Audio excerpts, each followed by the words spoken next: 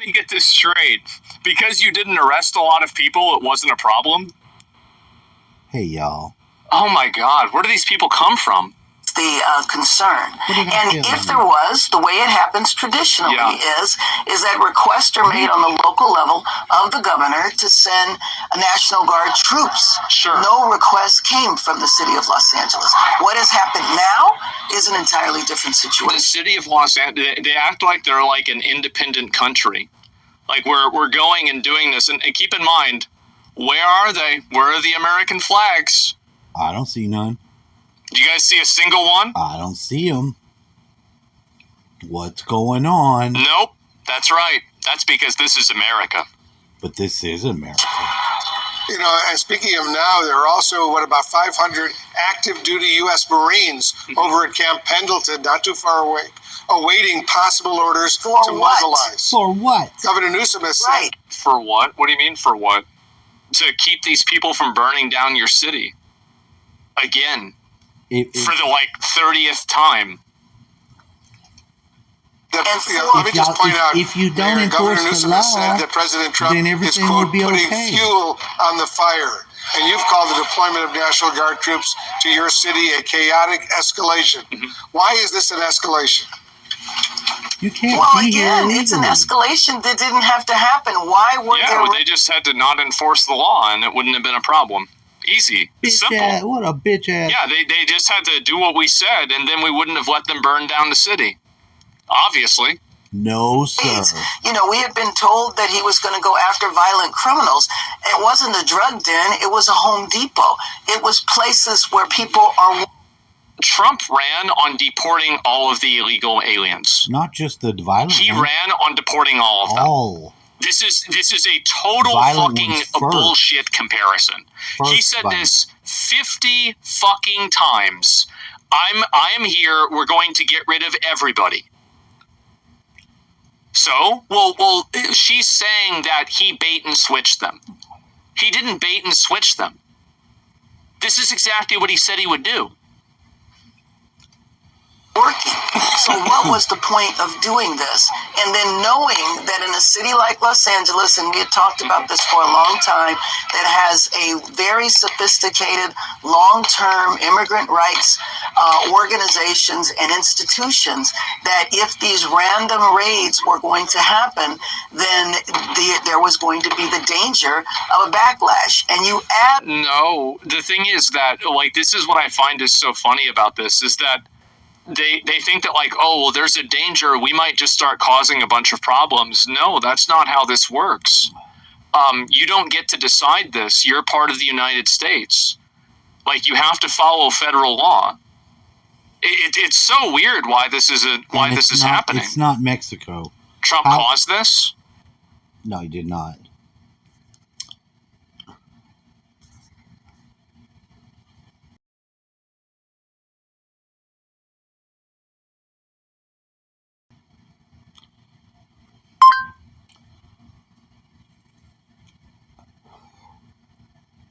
How did California become part of the United States? Let's find out.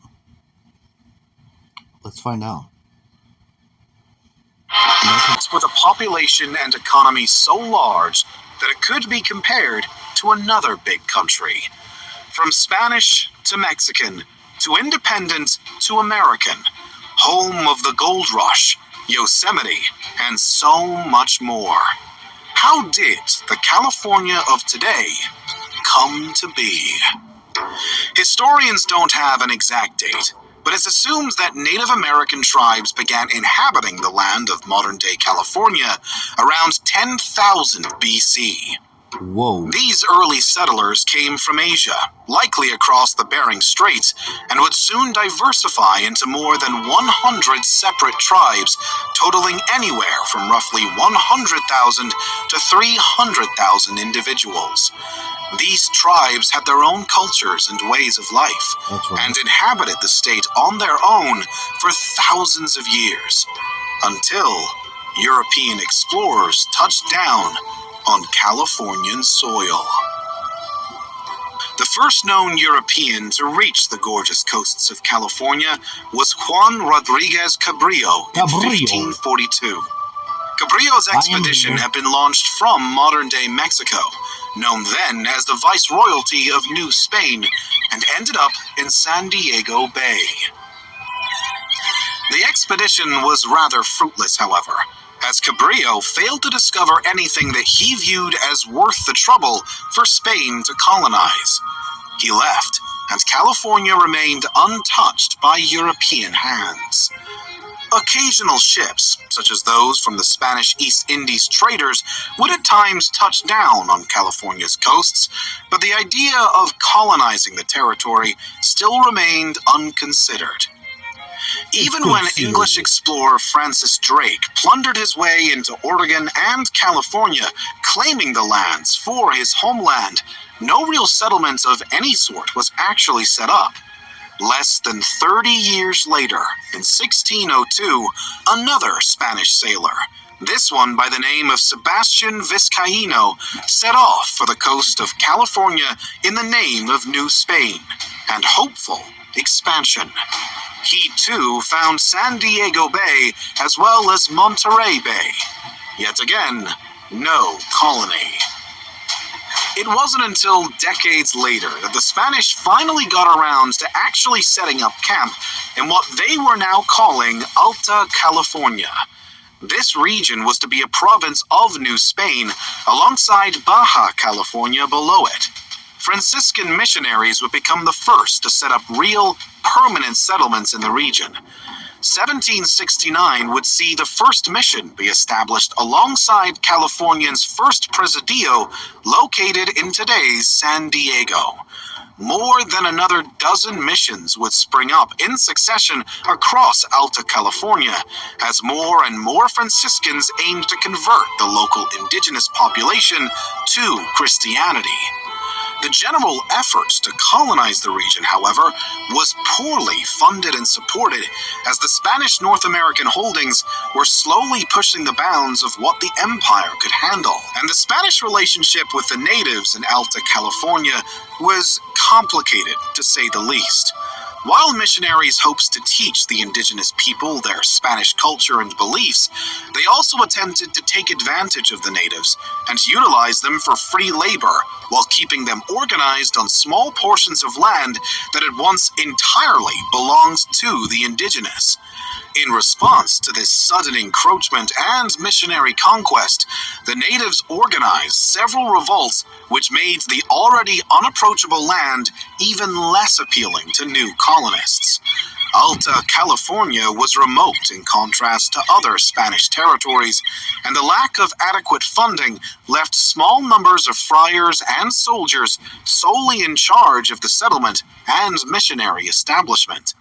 Nevertheless, the Spaniards were tenacious, and the following year saw the accidental discovery of San Francisco after the explorers failed to recognize Sebastian Vizcaino's description of Monterey Bay and thus sailed past it. Further expeditions did uncover more of Northern California as the missions continued to pop up, but life in Alta California failed to become easier. Shortages of crucial goods including food, disease, and frequent violence with the natives led many to close calls of abandoning the new province. Still, the colonists remained and were continuing to fill the maps with missions, presidios, and pueblos, many of which we know as cities today like Santa Barbara, Los Angeles, Monterey, and Santa Cruz. It seemed that Spain had at least secured itself a functioning new province, until the Mexican War of Independence. The 1821 war saw Mexico break free from the Spanish, and Alta California tag along with the neighboring lands. It was now a Mexican territory, not Spanish, hence the mission culture began to shift in the direction of a ranching culture. There was also an uptick in trade, thanks to the new policies of the Mexican government, and immigrants from the neighboring American colonies, along with European migrants, began filling in the gaps of California's population left behind by the declining number of indigenous. The consequence of the latter, however, was the slow collapse of the missions, which relied on their population of converted natives to stay afloat. What remained of the missions was soon secularized by the Mexican government in the 1830s, and the original Alta California settlers were having to share land with a growing number of American migrants, who would soon outnumber their predecessors to the region. The following decade thus saw these new American Californians stage an uprising against the unstable and preoccupied Mexican government. The summer of 1846 would mark this so-called Bear Flag Revolt. The revolutionaries raised the now famous flag of their newly declared California Republic as they demanded ultimate independence.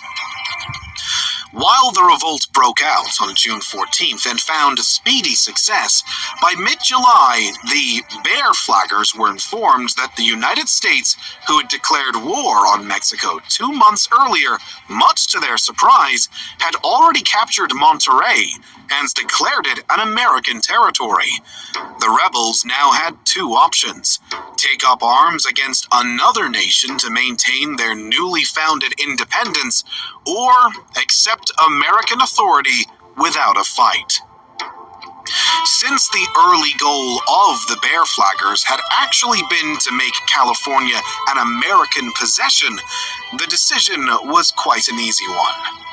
With the Treaty of Guadalupe Hidalgo on February 2nd, 1848, the Mexican-American War came to an end, and California was made an official possession of the United States. 2 years later, California would become the 31st state